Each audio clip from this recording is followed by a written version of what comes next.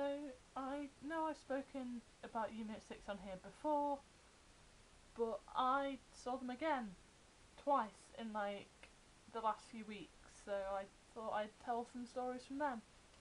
The first gig I went to was the Doncaster gig, the 7th of April. I had to get on the train on my own for about an hour and 10 minutes to Doncaster, and then when I got there, I had to get on a bus from the train station to the venue, which was the Dome, which is basically just a leisure centre that also has a concert hall in it, which was really cool for many, many reasons. So I got to the venue about 11:30. There was 4 people queuing. 4. This was 11:30. At all-time low, there was nearer 40 people there at 11:30. There were 4, which is what I love about Unit 6. No one queues early, so to get Barry, you don't have to get there that particularly early, because I couldn't get there any earlier because of trains, so I was like, phew, there's only 4 people here, that's really good.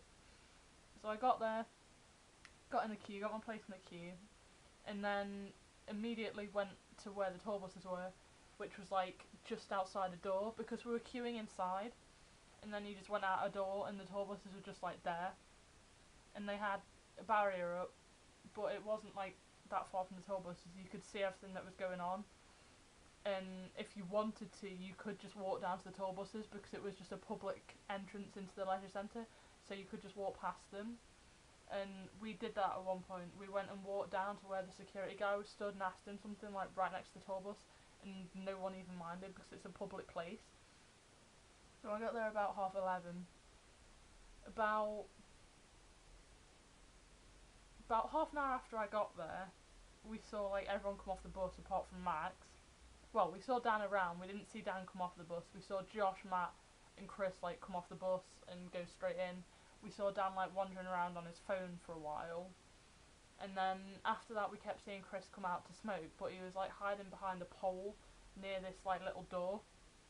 So every time he came out and went back in without coming over, we were all like, ugh, he's not come over to meet us. And then I think it was about like 2 o'clock ish. He came out, had a cigarette, and then just like came over to us. I was like, okay, guys, he's actually coming over this time, which was a bit of a shock to me because hardly anyone ever meets Chris before shows. Like, it's a rare thing, and I actually met him before both shows. So we met Chris. He signed for us all, spoke to us all, took pictures, which I was so happy about because if you've seen my other video about Unit 6, I've struggled to get a picture with Chris. I missed him by about a minute when he came out of Rock City last year, and my head was covering like him up at the signing pictures, so I have struggled to get a picture with Chris. And then I got like 6 decent ones in Doncaster, and I was so happy. I was like, I've met Chris now. Oh my god, I'm so happy. I've got a proper picture with him. I'm so happy. So Chris came out, and then about half an hour later, no, it would have been longer than that because they sound checked at 3, and then Josh came out like just after sound check, and he was outside with us for about half an hour. Bless him. There was about 30 people there at that point. He spoke to everyone. He signed for everyone. He took pictures with everyone, even like people that were stood a bit further away from where he was. He was like, "Do you guys want a picture?" He spoke to everyone. He was so nice about it. No, he came out before soundcheck. It was Max who came out after soundcheck. And then they went into soundcheck. We could hear every single word of soundcheck like from the front of the queue, because there was the front of the queue and then like a couple of meters and then just the door into the like hall where the stage was. So, and that door was open as well, so we could just hear every single word and every single note of soundcheck like perfectly clearly. We were just sat listening to it like jamming and singing, and we cheered after they finished, and Josh was like, hey. And at one point, like during the soundcheck, he was like talking to an invisible crowd, like just no one there, just talking to people like you would if there was a crowd there, and it was absolutely hilarious. The soundcheck confused us though because about 12 o'clock we heard like a live version of Cold Night being played, and like Josh's voice singing, so we're like, oh god, they're soundchecking now. And that panicked me because my whole plan was like for the day was revolving around soundcheck being at 3 like it had been on all the other dates. Now I would go and get food then, so I didn't miss anyone coming out, and it just stressed me. But the other good thing about the venue was McDonald's was like a 30-second walk across the road, so you wouldn't have missed much even if you went anyway. Even though a couple of my friends did miss Chris and Max through going to McDonald's, but I tried to ring them, so. But yeah, we met Josh. He spoke to everyone. He was like so nice. I don't even know what to say about Josh. I just love him, and he's so nice to everyone. And then my friend Sam had gone to Asda and bought a pineapple cake, which I'll put a picture of. I'll put it in there.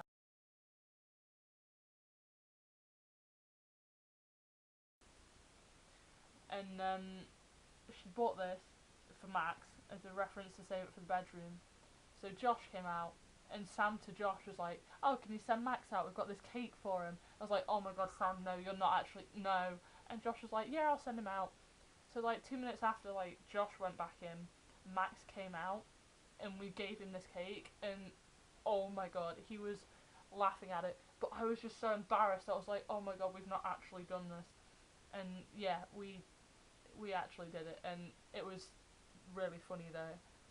And the picture of us with Max with that pineapple cake has made it into Kerrang magazine.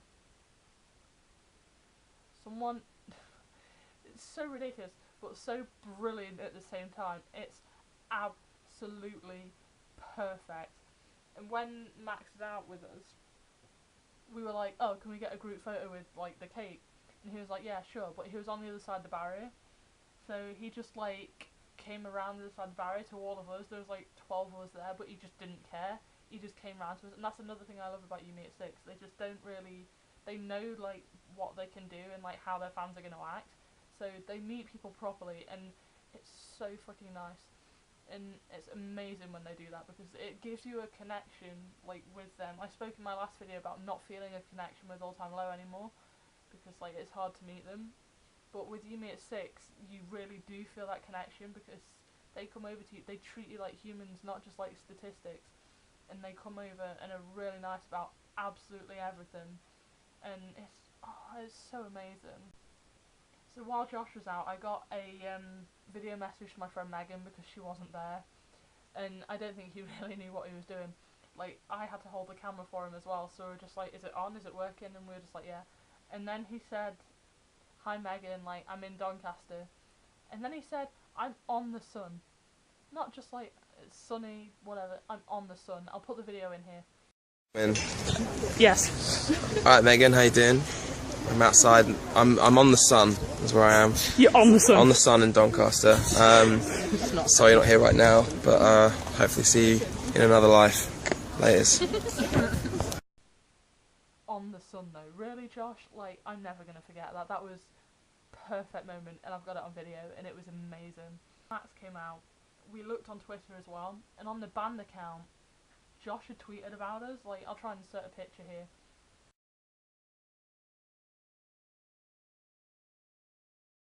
Yeah, Josh had tweeted about us, like, met a group of fans who were really excited. So we were just like, "Oh my god, Josh tweeted about us." And then, to top that off, we were just stood by the tour buses, and there was, like, a lake, like, right next to the tour buses. And Max, the backing guitarist guy, and at one point Jenna from Tonight Alive were all like sat by this lake, and Max and the guitarist guy were playing acoustics, and we were just sat there listening to it, and it was like, it was so cute, and we were just sat there listening, like, everyone shut up so we could hear the acoustics, and they were sat there for about an hour just like playing and chilling. And then all of Tonight Alive came out with the photographer guy and did like a mini photo shoot there, and us that were sat at the back are just like in the background of those photos, and again that's just like beautiful. It was an amazing like day, and that was before we'd even gone into the concert. Like, we met Matt Matt not Matt we met Max, Josh and Chris. We gave Max the cake, and we listened to Soundcheck, then we saw them like playing like by the lake, and it was just incredible. So that was before like we'd even got in. And then we went into the venue. Obviously, we got barrier, like, me and the few girls I was with. We got, like, dead centre of the barrier, like, right in front of Josh. And that's just, like, that's the best I've ever had, because I was just, and I had a much better experience down there than I did at Nottingham with the woman with the stool. That's on my other video if you've seen that. And, well, there was couple of downsides. There's a girl behind us that kept like putting her arm on the barrier and trying to push onto the barrier, which was really, really annoying. And me and my friend Sam were just like barging her off, like, no, because she pushed in the queue as well. She got there like 10 minutes before doors, then pushed in the queue. I was like, no, you're not getting onto this barrier. And then she annoyed me again, like after Unit 6 had finished, which I'll talk about in a minute. But so much happened while they were on stage. During Take on the World, everyone, well, about seven or eight of us on the barrier who'd been together during the day, were all holding hands like this, like with our arms up. And Josh looked at us and was like, "That's beautiful," and he just looked like all of us in the eye, and just said, "That's beautiful," and all of us, we were just like, our hearts, oh my god, don't do this. And that was just like an amazing moment between band and fans. It was incredible. And then, because it was in Doncaster, everyone was doing the Yorkshire chant, and it had happened at All Time Low as well. And at one point, Josh started the Yorkshire chant off himself, but then he started singing this song, and he was like, "Oh, who wrote that?" And Dan behind him was like, "Me, I did." But Josh didn't see Dan doing that. So then Josh said, "Who wrote that?" And I pointed at Dan like, "Dan did." And then Josh saw me do that and was like, "What, Dan wrote it?" And I was like, "Yeah." And Josh was like, "Well done, Dan." I was like, "Yes!" I got noticed. Josh just noticed me on stage and like spoke to me. And then that was really funny as well. And there was so much... They're so... You can see the relationship between Unit 6 when they're on stage. And it is beautiful. It's amazing. There's just Josh with his beautiful, ridiculous dance moves, Max with his stupid shirts, Chris just completely lost in the music that he's playing. It's perfect. So after Take on the World, like, they just played the rest of their songs, and their set list was so good. They played Save It for the Bedroom, which is like one of the songs I've always wanted to see live, but there was so many crowd surfers. It was so hard to like stay upright and actually like film the song because there was so many crowd surfers coming like right over us. And they played The Swarm as well, which I thought I was never ever going to see live. It's one of my favourites, and they've not played it live since the final night of Sin, I believe, which was like 4 years ago.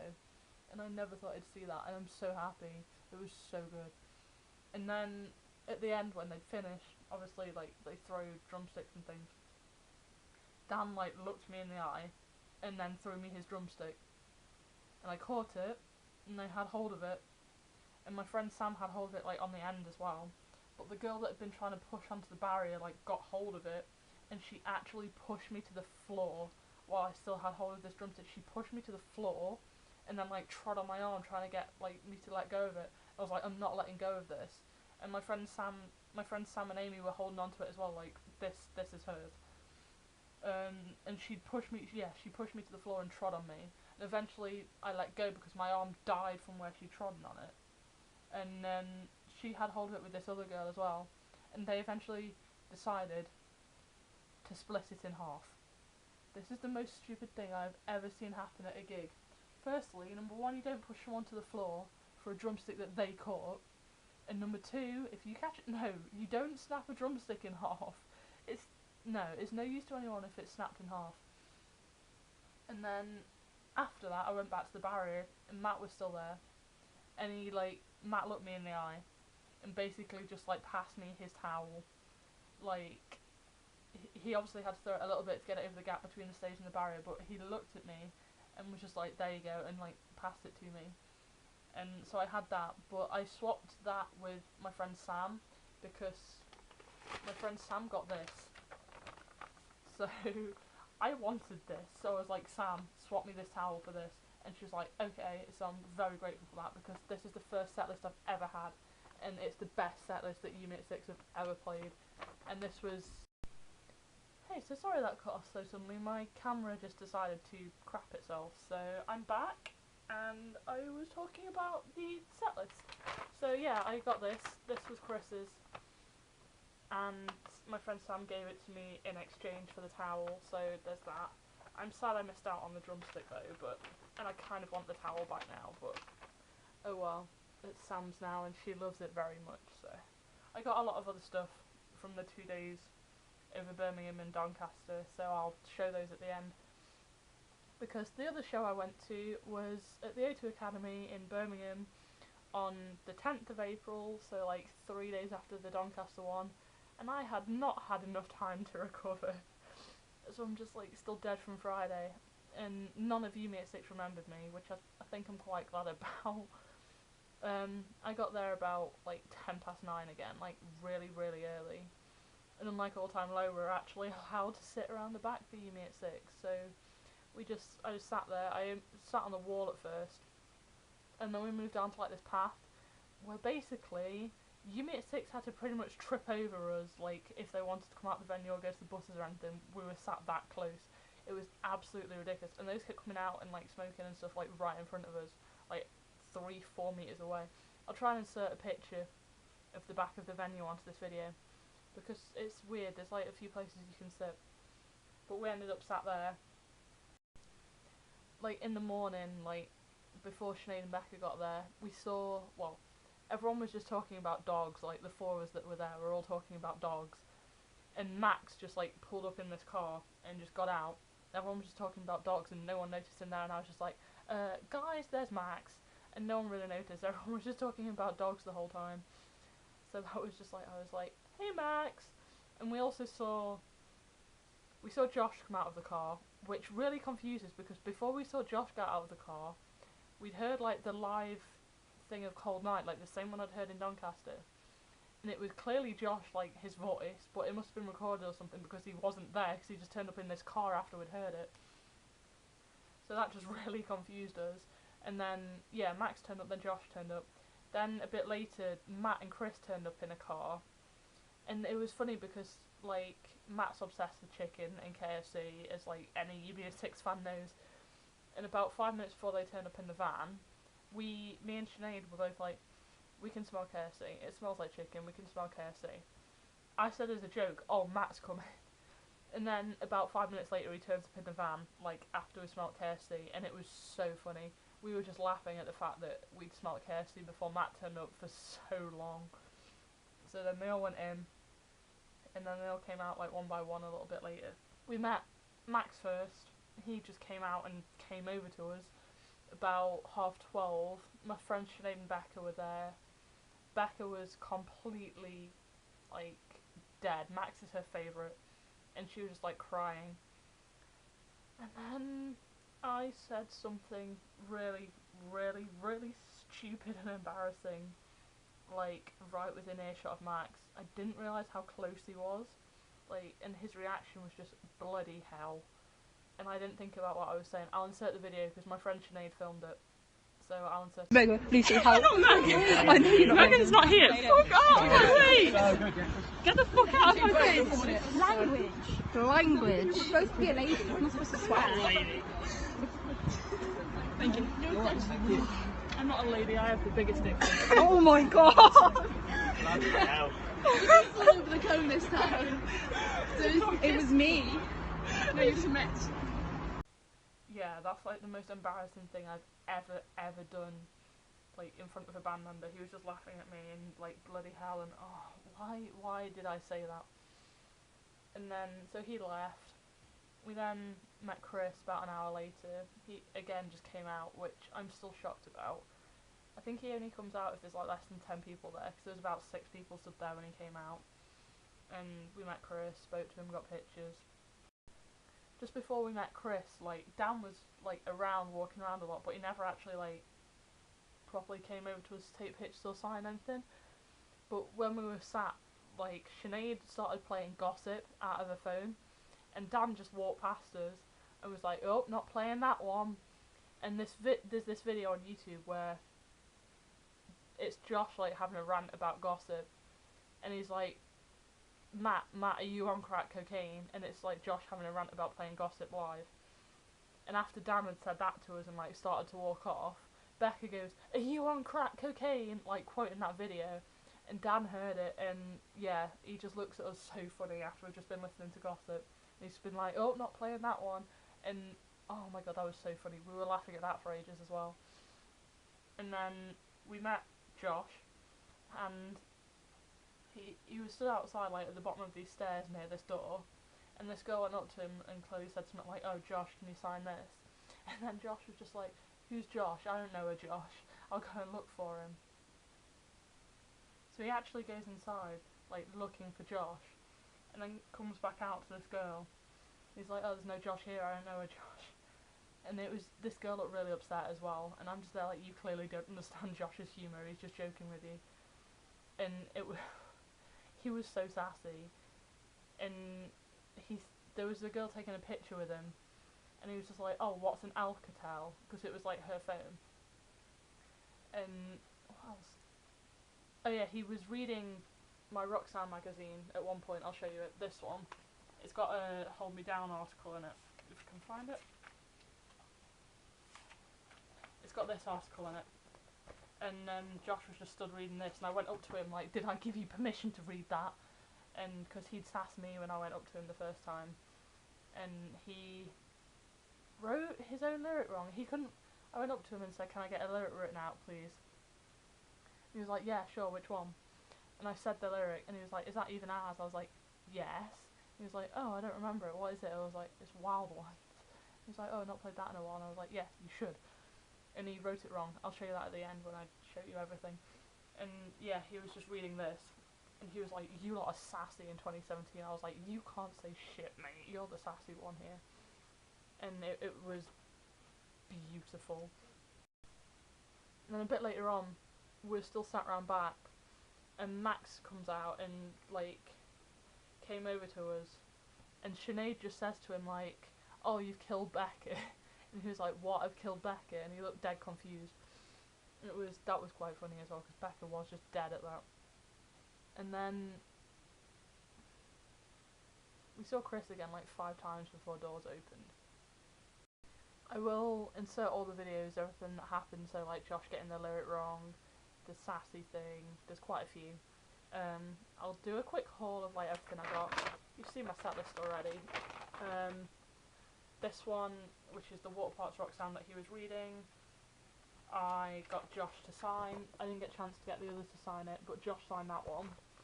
And then that was in Birmingham. And then I got Chris's signature in Doncaster.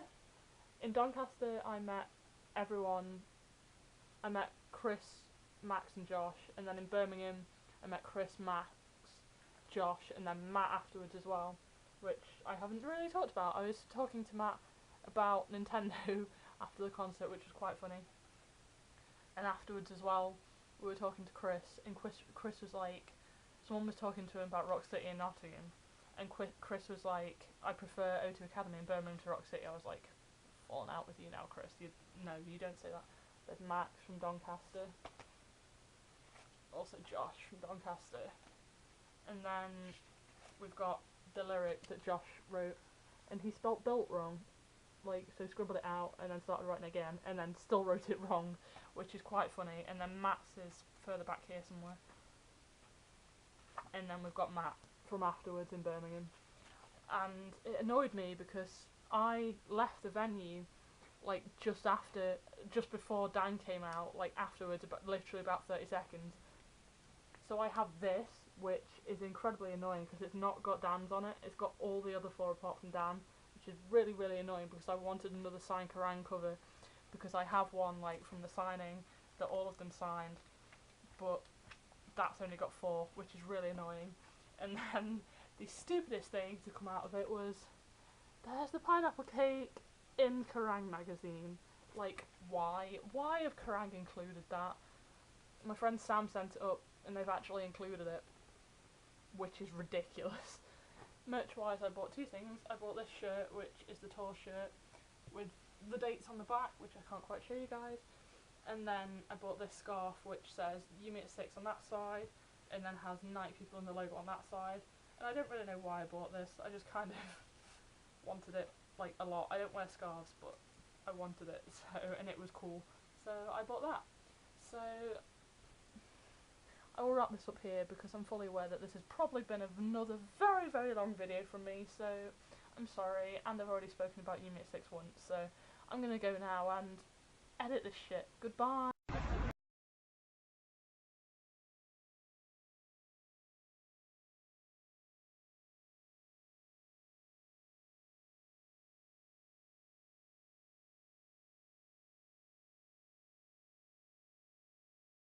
Oi. Move out the way. Oh shit, sorry. A bubble. Shit. Wait to the steam goal. Jesus Christ. What's in there? Merch.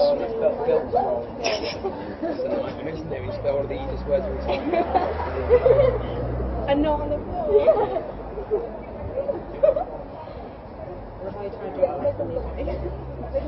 Because my handwriting is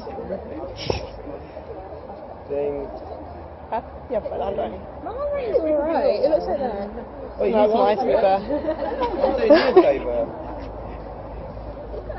Use a bit suspect. We'll never break. I just can't remember it.